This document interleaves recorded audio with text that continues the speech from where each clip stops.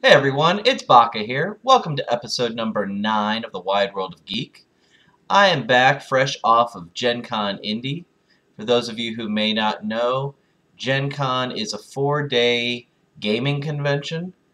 They feature a lot of the best and brightest and newest of tabletop gaming, be it role-playing games, board games, dice games, um, in some games I just don't have a word for. I don't know what category to put them. I'm going to get into that in a minute. First off, I want to apologize for not having a Friday workshop up last week. I was just absolutely exhausted.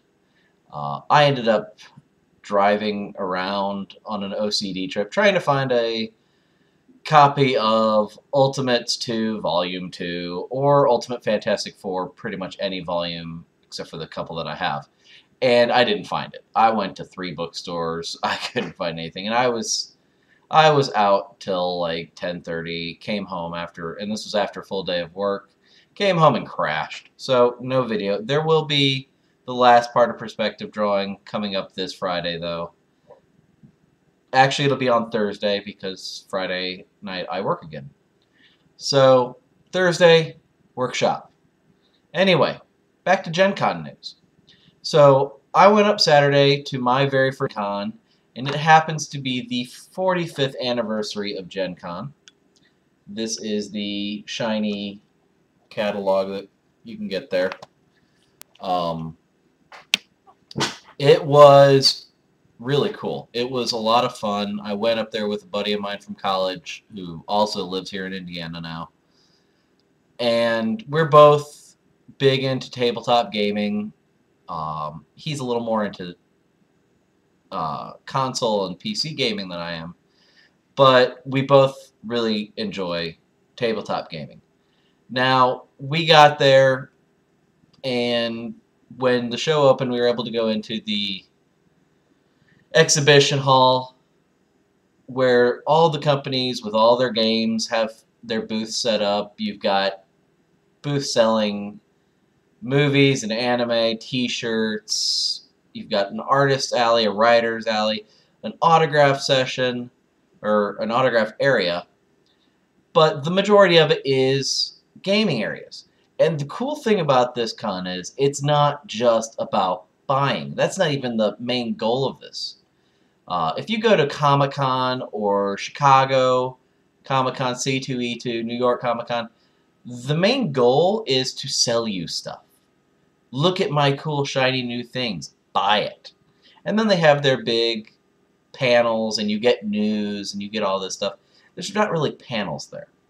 Now there are seminars, and I went to one on starting up a Kickstarter, which was fairly informative.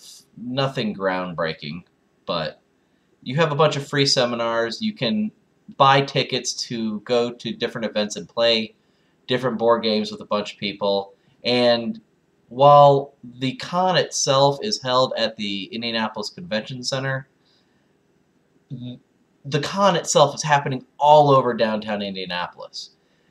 Different hotel rooms, I don't even know what you call them, hotel banquet hall type areas, where they've got tables and stuff set up to play these games. And you can pay $1 to $3, buy a ticket, and get in and play them.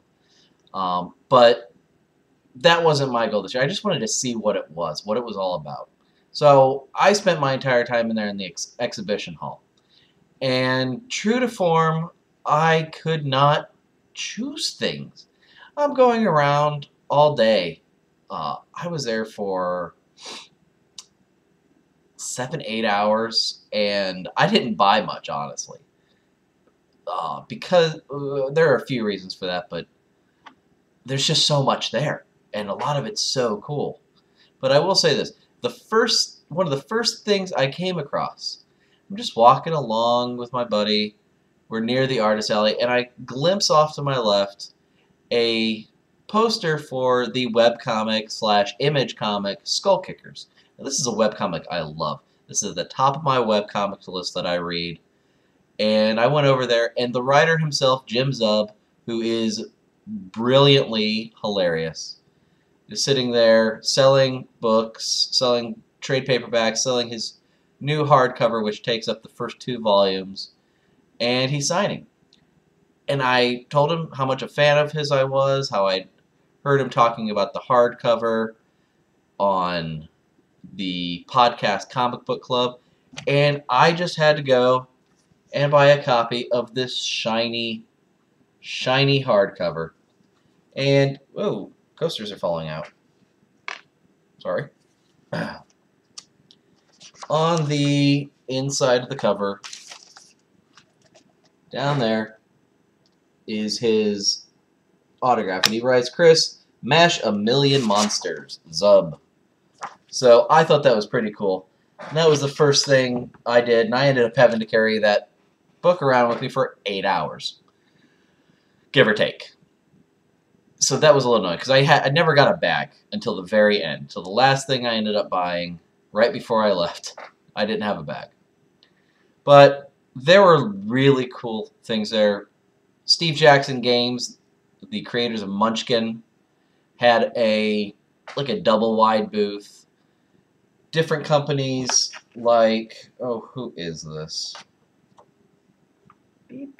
Fantasy Flight Publishing. It's a huge game company. They had like a quarter of the floor space almost. Maybe a little less, but not by much. And they had everything from Star Wars, a Star Wars role-playing game, an X-Wing dogfighting game, this game which is called Descent: Journeys in the Dark. Oops, sorry. And a number of other games. Now, the sad thing about this is how much these things cost. I was really wanting the X-Wing game. It cost $45, which is normal for most board games, tabletop games. But Descent looked really cool. And then across from them was another game, or 2 games, called Hordes and War Machine. Very similar it's the same type of game as Descent. And to buy a beginner's box of that stuff, which is just enough for 2 people to play with the most basic units. And it comes with a travel edition of the rulebook. It's $100. So I'll say this, if you ever go to a gaming convention, or even if it's a comic convention or anime convention, save your money for a good long time, because if you want anything of real substance, you're going to need your money. Now, the Descent game, I got to demo a game that was the same basic characteristics. You have a playing area. Descent's a little more confined to a board, but basically you have characters, and they all have, kind of like in a normal role-playing game, they have certain hit points and abilities and fighting stats, things like that. And so there's not necessarily a true role-playing aspect to it, because you're this character, you're going to fight these characters. But it's a fighting game. You have to find your range to them. You know, it's a real-time strategy game using pieces instead of things in a video game. I guess that's the best way to describe it. Your army fights, your characters fight their characters, or fight NPC characters. But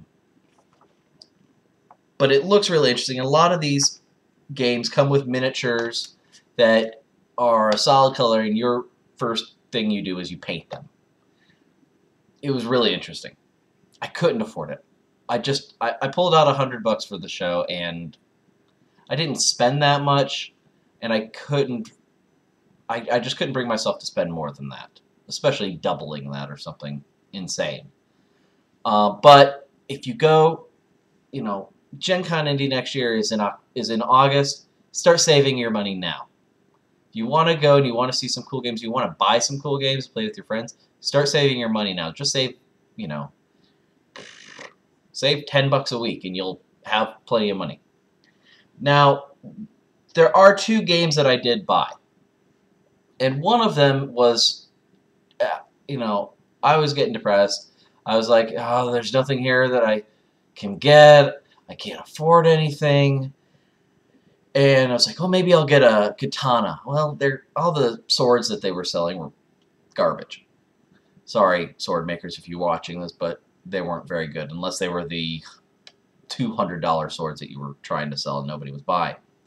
But as I go, I walked to like the very back corner, and somehow I had missed this out. I go, oh, wait, I haven't been over here. Let me check this stuff out. And I go, and I see a sign at the very front of this booth, and I go, I don't know what this game is, but I'm buying it. It was a game called Pooh.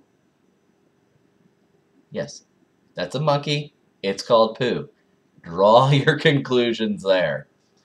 It's a card game where I believe it's 2 to 4 players. I think it must say inside. Basically, your monkeys... well, I'll read the back because it's hilarious. It's been a tough day in the monkey cage, and something in the food tonight wasn't quite right. In the monkey world, there's only one thing that can be done about it. Fling Pooh! It doesn't matter who started it in this fast and furious game of monkey see, monkey do. D-O-O. It only matters who's got what it takes to be king of the cage. I saw this, I was like, this is hilarious. I love this. It's kind of like Munchkin, but monkeys flinging poo. And did I mention monkeys flinging poo? Eh.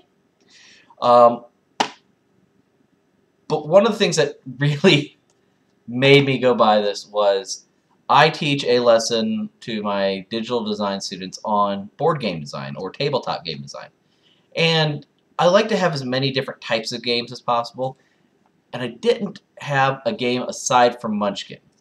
And Munchkin's not really one that we can do a little play testing on because the games take too long. This game is supposed to be a good deal shorter.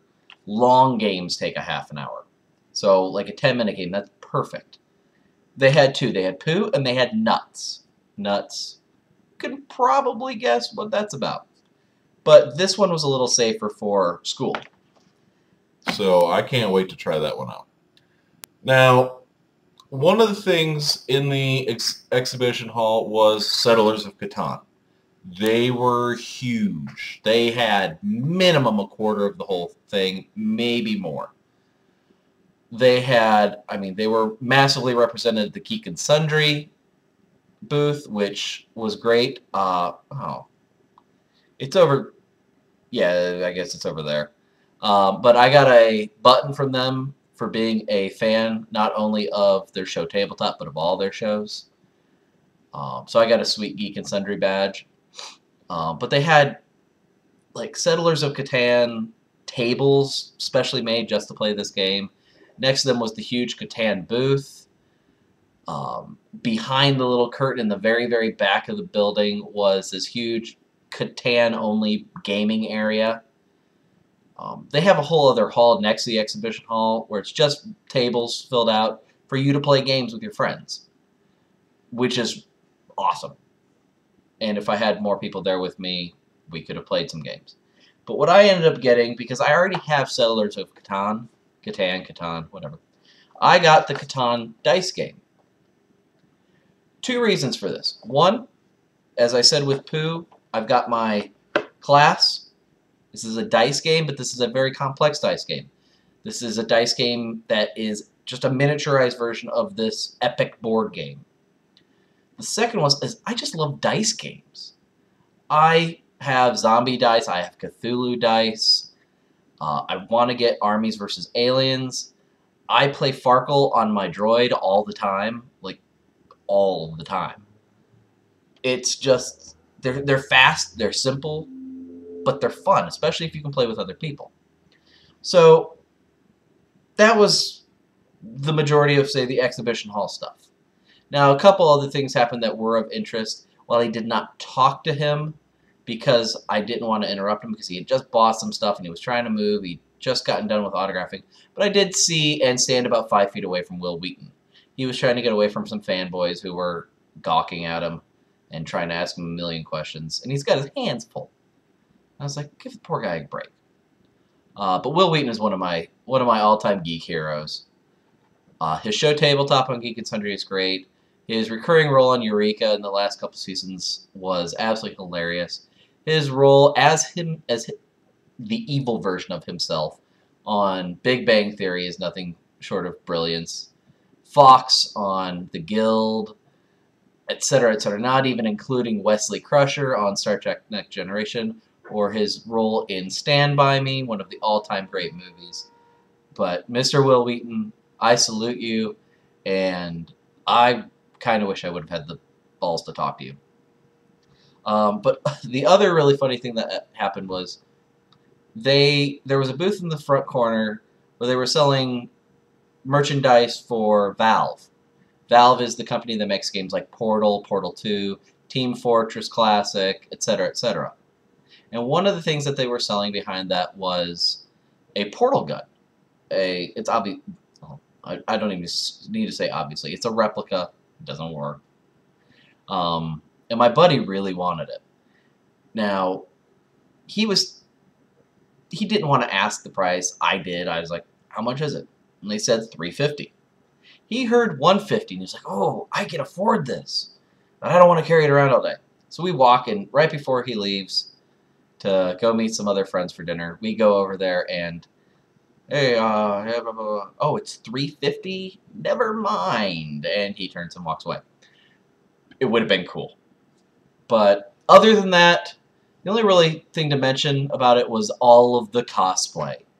People dressed up as characters from everything from games to comics to anime.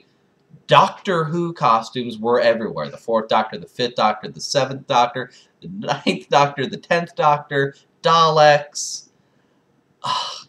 Probably more that I didn't even know. That was probably the most prevalent costume. That and a lot of Dr. Horrible costumes, which I salute you because I love Dr. Horrible. Anyway, that's my wrap-up of Gen Con. Thursday, there's going to be a workshop. We'll finish up perspective drawing.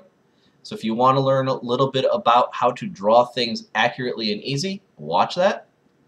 But until next week, this is the Wide World of Geek signing off. See you guys later.